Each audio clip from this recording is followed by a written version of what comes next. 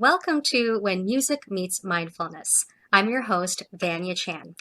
Our featured guest today is Juno Award-winning artist Sundar Viswanathan. Highly accomplished and multi-talented, Sundar is a respected international musical ambassador and educator. He is equally comfortable within jazz and world music as a saxophonist, flautist, bandsurist, composer, and vocalist. He's performed all over the world, from Tokyo's Shinjuku Pit Inn to New York City's Blue Note Jazz Club. He performs and collaborates with a number of diverse ensembles, one of which is Avatar. And I do have your CDs here, which you kindly gifted to me the last time I saw you at the Asian Heritage Month concert in Toronto. So thank you so much for these recordings. Sundar, it's wonderful to have you here today. How are you? I'm great. Thanks for inviting me, Vanya. It's nice to be here. Wonderful, wonderful. So let's dive into our interview. You have had the unique experience of attending a Vipassana meditation retreat. Yeah. It sounds like a deep and immersive experience, and it seems to guide you through the main points that we've actually been covering in this series. One, a calm mind, developing focus and heightened awareness. Two, organized thinking, organizing our thoughts through self-observation and self-regulation. And three, the state of flow, effortless mind-body connection. Could you share what you learned at the retreat, how it parallels with these main points that I just mentioned, and how you've applied what you've learned to your musical practice and performance? Sure. Well, like you said, it was a long time ago, but the beauty of that is I still have resonance from that 10-day retreat that I did. Gosh, almost 30 years ago. No, 25 years ago, maybe. A long time ago.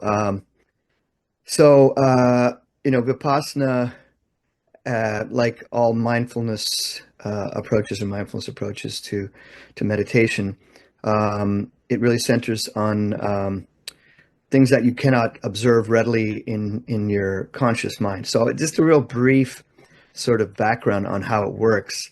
And again, I'll just add the caveat that even though I've been doing it for a long time, I don't consider myself an expert. This is the kind of thing that's a lifetime process of just sort of understanding what it really means.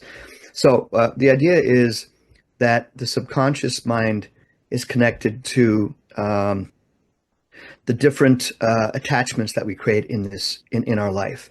So they call them sanskaras, cravings and aversions. So I played that note wrong. Oh man, I played that note wrong. Okay, that's an aversion, right? I don't want to play that note wrong. So every time we attach ourselves to that playing that note wrong idea and thinking, then we reinforce that particular sanskara in our subconscious mind, because the subconscious mind as opposed to the conscious mind, is that mind which is always aware. It's always awake.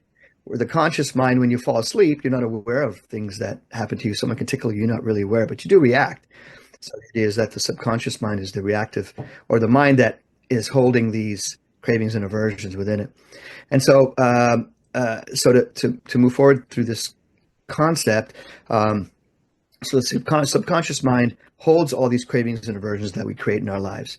And I mean, the interesting thing is how much we reinforce sometimes the same. You could be walking down the street and someone bumps into you, and then, maybe you're having an off day or whatever, and you take it very, very personally. Oh, look, that guy he bumped into me. And then you're like, man, how dare he? And then you walk, you've walked 10 minutes later, how dare he bump into the guy bumped into me. You created that action twice, not just once. So you reinforce that, right? So that becomes, it reinforces more deeply, comes embedded in your subconscious. And the same thing with cravings. I love that car. I want that car. Why can't I have that car? I want that, that kind of thing. And you create these things. And so anyway, these things get embedded in our subconscious, and they start to, later in our lives, they start to build up and build up. And if we don't release them or, get rid of them, they start to manifest in different ways. They can manifest in form of some disease. They can manifest in some kind of body pain or something, but they're not, they have to have some sort of way out, in a sense. They're showing themselves. And so what we did in this meditation, we also observed another there's many truths in this meditation with a capital T, and one is that everything is impermanent, what they call anicca in Buddhist. In the term is anicca, and so one thing that we did is we just observed the sensations on our body. So what happens is when you're observing sensations on your body without reacting, sanskaras start coming from the subconscious, and they start manifesting on your body as sensations. And then it ties in with that next thing of everything being impermanent or evanescent in anicca. And if you observe these sensations, they do their thing and then they go away. So you release them. So they termed this. Remember, they termed this a surgery of the subconscious mind, right? So you're clearing out all this stuff, and when you clear this out, so does you become much more aware. Not only that, but you're also concentrating. I mean, I don't want to say concentrating, because concentrating, I'm not focusing on a number. I'm not focusing on like counting different things. I'm just focusing on my breath. The only truth that exists in the moment is the breath, because it's about being in the moment. Like the mindfulness is about being in the moment. So the only truth that exists is the breath, because the breath continues and it keeps going throughout your life. The breath is a constant, consistent throughout the life. So we observe the breath. And the first 3 days, we just observe the breath for 3 days. And you're looking at 12 hours a day of meditation, 10 days silent retreat. So you're in isolation, essentially, like with yourself. And it's pretty hard, actually. I say by the end of the 10 days, by the fifth, sixth day, I was kind of losing my mind. I felt like I felt like I was going a bit crazy. I went to the room and lost it for several hours, and what is going on? Why is this? What is all this? And I just let it go. I just observed that, let it go. And by the eighth day, it's like a fever had broke, the eighth or ninth day. And I felt incredible clarity, and just an incredible, I felt a lot more of my essence, or what is our essence. I think our essence is joy. I found that not only does your sharpness of your mind increase, your ability to control where your focus is increases, which is really important, including with music, and also your mind just becomes clear. Being able to see things as they are, right? That's what this is about. Vipassana means to see things as they are. I had this like a pretty profound moment. I mean, I was sitting outside and meditating after this, and just sort of looking around the beauty, and I was looking at all the little birds and stuff, and it looked so beautiful and so fresh. And in fact, birds were actually coming up very close. It's like they had no fear of me in that moment. So, but at the end of the day, what that left me with was an ability to a better ability to focus my mind. I can't say I've been consistent. I've not missed days. I've missed days, but I have kept that practice. The mind, like they say, the mind is an untamed monkey. This monkey will jump everywhere and go all over the place. And I felt like I had relatively good control of that monkey. And in my music practice, in improvisation, it's not only just focusing your mind, but it's also where you place your intention, where you place your mind. If I place my mind in a different spot, I find I have different results. I think of the idea of playing through my sound, feeling my sound, being aware of the sound, and being attuned to the sound and being connected to the sound, and then playing from a sound-centered approach to improvising. So not thinking about notes. The hope is that we've practiced our instrument enough that we can go to that place where we don't think about notes. But some people say it's about being self-aware. I mean, I think self-awareness is a good thing, but self-observation not so good. What I mean by that is that if I'm playing, and musicians out there, you can try this. If you're playing something, first of all, start by being here, where you are with your instrument. Be there in that space. Feel the sound of the instrument. Feel the way you connect to the instrument. There's a very physical and visceral thing that you're trying to connect to, right?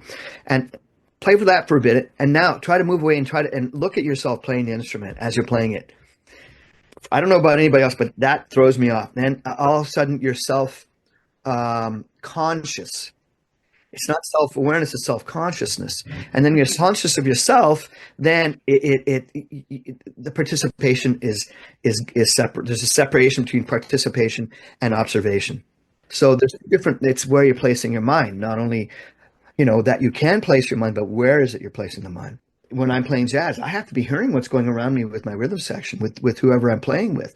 You know, I have to be aware of my sound, but then it's almost like you have two minds. It's like you're aware of yourself, but you're also aware of what's going on. So two ears or two minds, right? So there's that kind of idea of participating with not just your part, but the other parts that are around you and that are making up the whole. Practicing, sometimes if I don't have a lot of time to practice, I have 45 minutes, I have half an hour, whatever I have. Often what I'll do is, rather than playing scales or something or looking at something and playing it, I'll just I'll sit down. We do long tones, right? We play long tones, but long tones, I tell my students, long tones are not a passive exercise. They're an active exercise. You have to activate your ear, first of all. You have to be listening to what you're doing. You have to be participating with what you're doing in that moment. So I tell my students, if you're playing a note, and then what I say is, so I'll give the saxophone example. When you're playing a low B flat, lowest note on the saxophone, there's a definite feeling to playing that note. So I tell my students, I need you to go into that note and be inside that note. What does that note feel like in your body? How does the horn vibrate with that note? Where do you place that note? When you play a little bit flat, oh, maybe it needs to be here. Maybe you play another note right here. Where does it feel like it's in space? Essentially you're memorizing that feeling. And it's being present. And so, I mean, it's a means to an end of hopefully memorizing your instrument, right? To get to understand all the different notes on the instrument, where they all sit, so that when you need them, they're there, not because your finger went there, but because your body and your ear went there. We're talking about where's your intention. Your intention has to be there, right? Yes, intention is a big, big thing. It's like Yeah. really knowing what it is you want to communicate, what you want to accomplish, and that requires a lot of presence of mind, as you said. Mhm. And the Mhm. idea of like when we've sort of covered a lot of different things, and we've sort of jumped to flow as well. The idea of Yeah. that mind-body connection. You're talking about this mind-body instrument connection. Your instrument's becoming part of your body, Mhm. and even just the idea of the breath.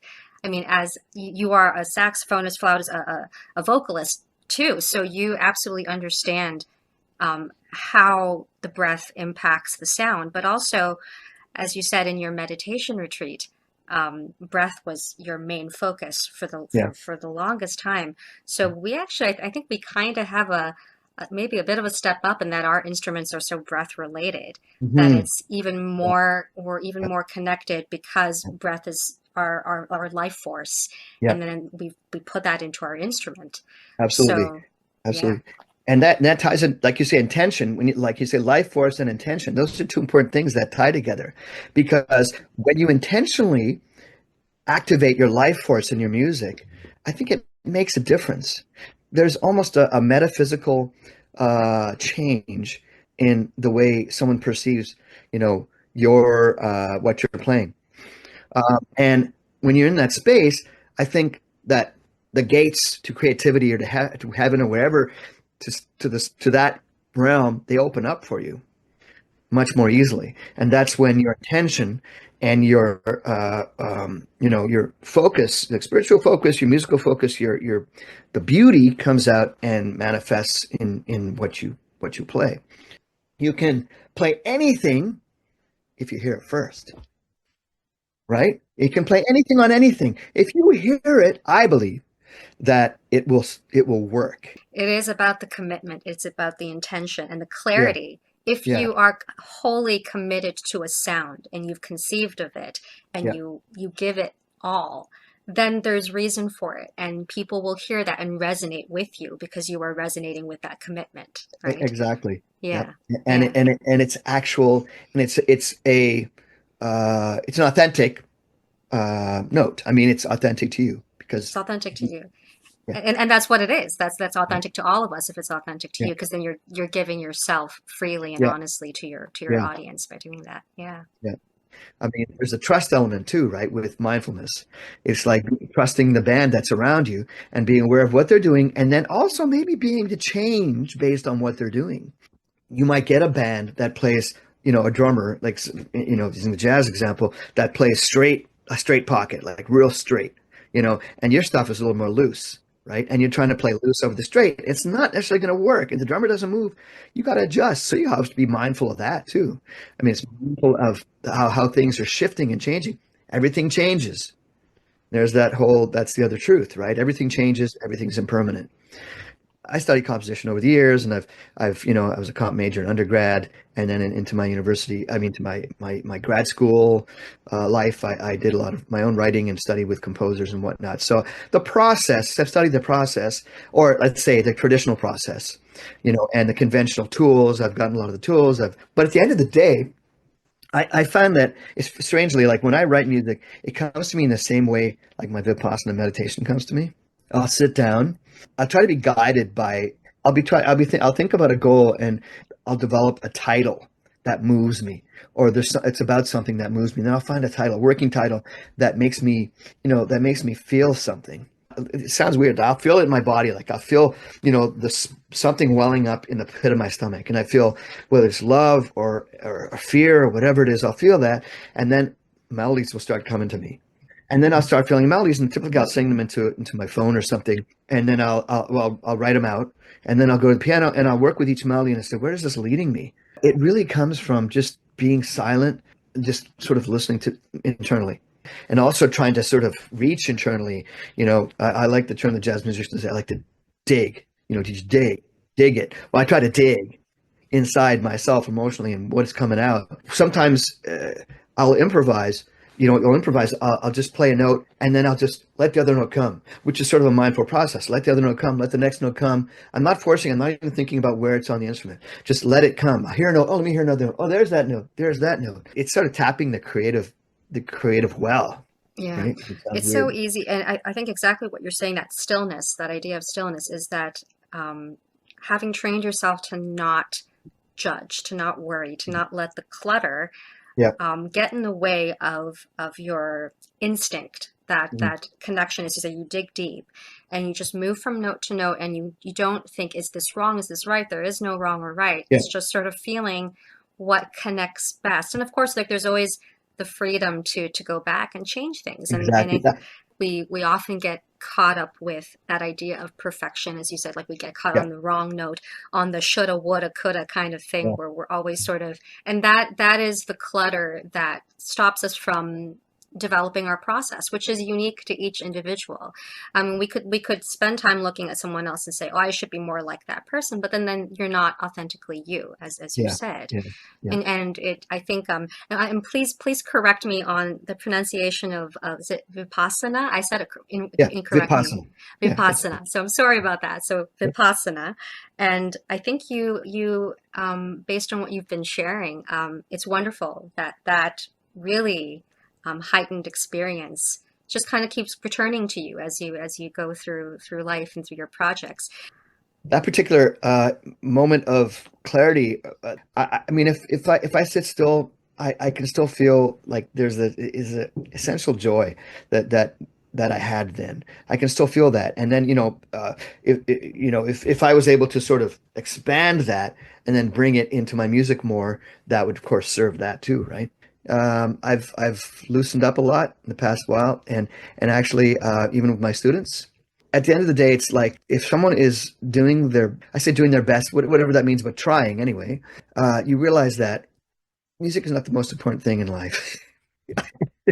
And that actually makes it more important. It makes it more valuable in a sense. Like you let go of these things, that these expectations of yourself and other people. If I'm teaching private students, for instance, what is that student demonstrating that they can do well? Dave Holland, the great bassist, he said, find out what is it you do, and then work on amplifying that, work on building that, what you do well. And then, like you said before, why should I try to be like somebody else? I'm never going to be like that other person.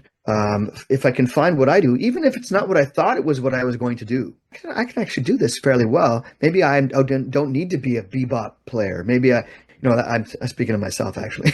I mean, I wanted to play like Charlie Parker or Cannibal Adderley, and I'll never be able to play like that. And it's okay because I enjoy playing what I play. So finding in my students as much as I can where they're coming from, just being aware of how people learn.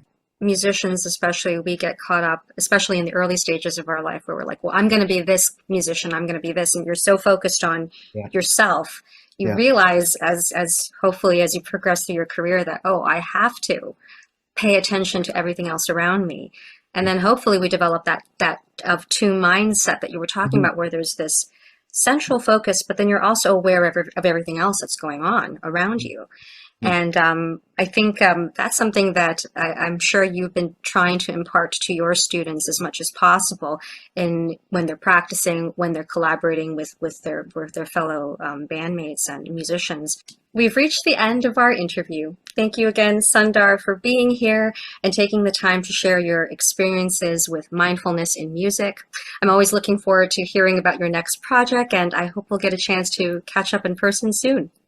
Yeah. Hope so too. Thanks. Yeah. And to our audience, thank you for tuning in. See you next time on When Music Meets Mindfulness.